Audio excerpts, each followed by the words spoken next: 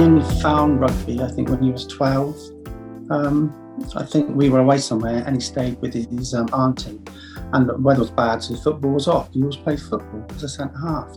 And we rang him, we were in Prague actually, we rang him, good luck for football tomorrow. And he said, it's off, Dad, but the boy down the road, he goes and plays rugby. We went, rugby? It's a funny shaped ball.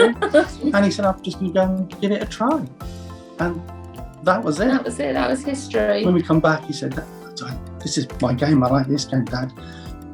Obviously, when he first started, he was just building, but as you got older and then you started playing a bit more representative rugby, county-wise and whatever, he was always sort of looking to improve himself, sort of asking questions, not just me as coach at Chippenham, but obviously the coaches at county-wise as well, how he can improve his game to obviously make that extra level up a bit, which he sort of, he played obviously county every season basically, not a problem, and obviously you could see that if he kept on with the way he was, that he was going to make that bigger step up than just playing sort of local rugby once he got to the senior wise.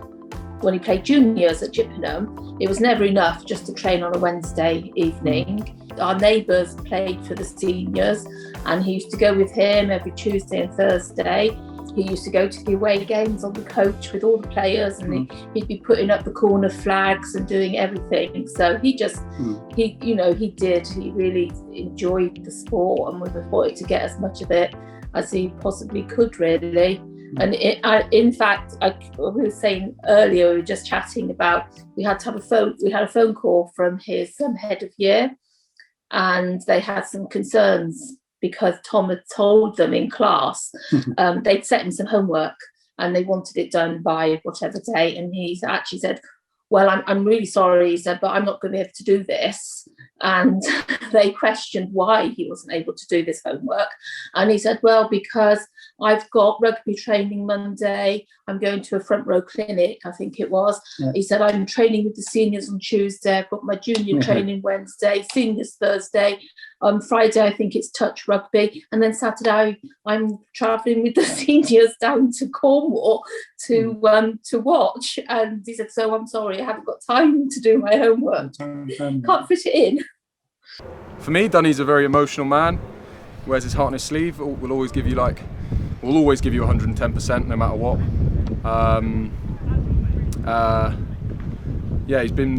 He's been there for me through a lot, and I think back to living with him in our ACAD house, and I think he'd be very pleased of what he's managed to achieve in the game since then. Yeah, similar to Tommy, he's just 100% there. Everything he does, he's all in, whether that be rugby or away from rugby. He's just 100% in, and just a real genuine guy. He's just very straightforward, very simple, but just super genuine bloke. Always there for his mates. Just a good guy. I know he had to work really hard, not just on his game, but obviously his fitness and everything like that as well, and his sort of mental side of the things. He was always asking me and all the other coaches within the club, and even the senior coaches at that time, he would be speaking to them and asking them, what will I need to do when I get older to do this, do that, and get into, and use their knowledge to help me get into the academy. And obviously it worked. So Tom's made the biggest sacrifices, really. We've driving around and things like that, and the time on the sidelines is, that's been pleasurable. But he's the one who's had the determination. He's the one who's not celebrated birthdays sometimes. No, that's right. When he was in 12s, under 18s, South West England, went to Bristol, came back, and we had a little party for him. And I think he was probably the only one who wasn't drinking and was eating just what he should. But he was prepared to do that because he was happy to make sacrifices to achieve his aim, really, and his targets. Every time he takes the field, he puts his body on the line for the boys, for his teammates. He'll put his head where I definitely wouldn't put my foot, and most people wouldn't put their foot. He's just pretty wild in what he does, but he's got so much respect from the group, from everyone.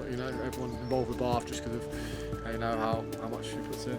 Yeah, when I say wears his heart on his sleeve and stuff like that, that's that's what you see in the games, and that's what you'll get in a huddle. That's what you'll get at half-time, pre-game. He'll bring the energy, and you know,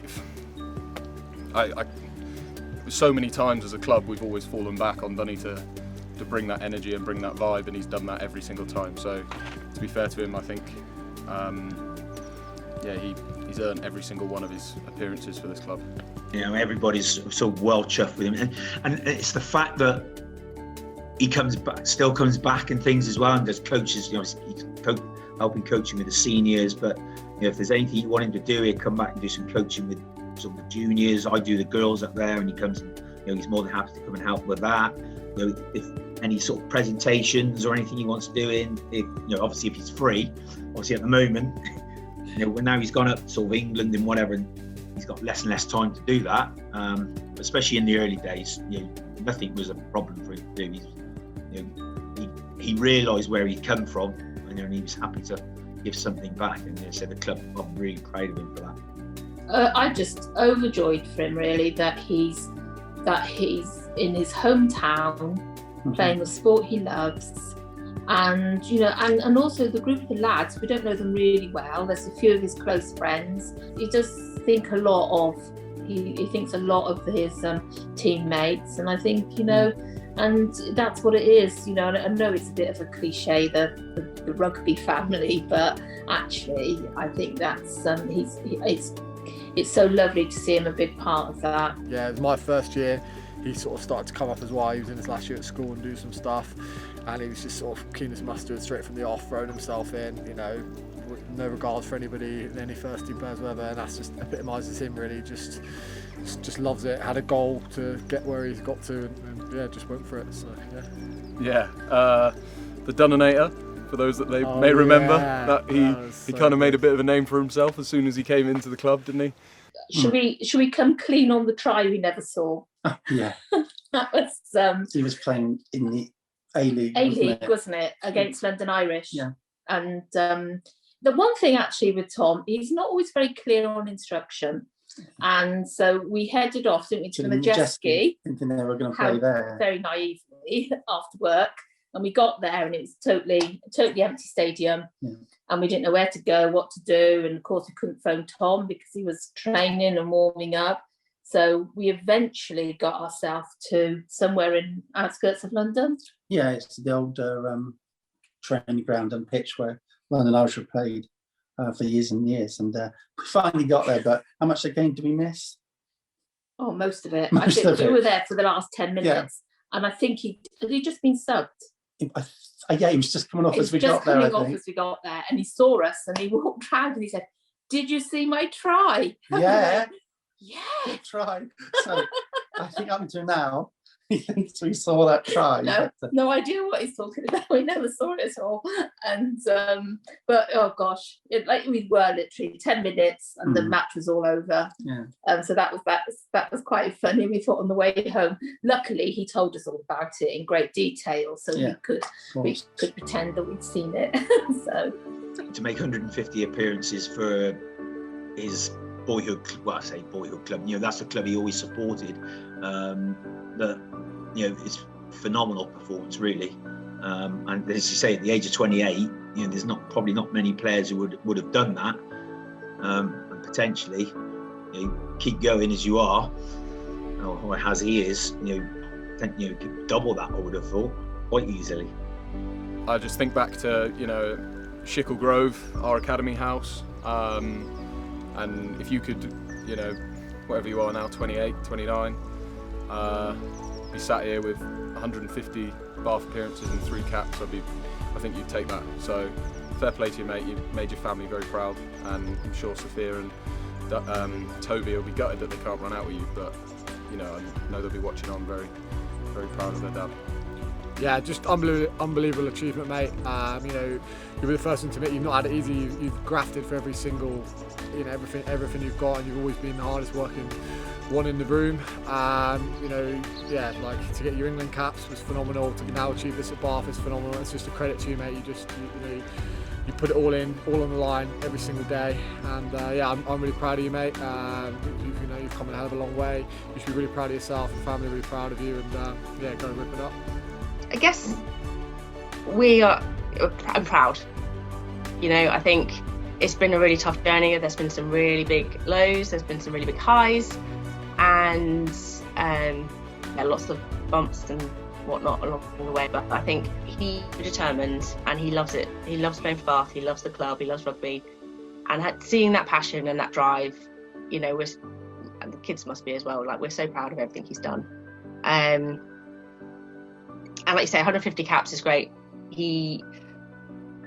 I think maybe if we went back to when we first got together, he probably thought he'd never get to this point. I think there were a lot of frustrations right at the beginning, and he was sitting behind a few players that he was struggling to get past. And then he started getting more caps, and again had a few injuries, had a few setbacks. And I'd like to think, you know, he's one of the main players now in terms of their leadership group and in terms of their sort of match day squads now. I think he's really lucky with the group he's got around them. He's got some really good friends, some really good support, and I'm sure they've dragged him along and helped him be the player he is now. And like I say, his parents as well, they've been really supportive, and I think he would never have got to where he is now without their support in the background. But yeah, just really, really proud of him. So congratulations, Tom, on your 150th game. What an achievement. We love the young man you've grown up to be, both on and off the pitch, and we will never tire of that fantastic feeling we get when we have the honour of saying, that's our son. Good luck. Well done, Tom.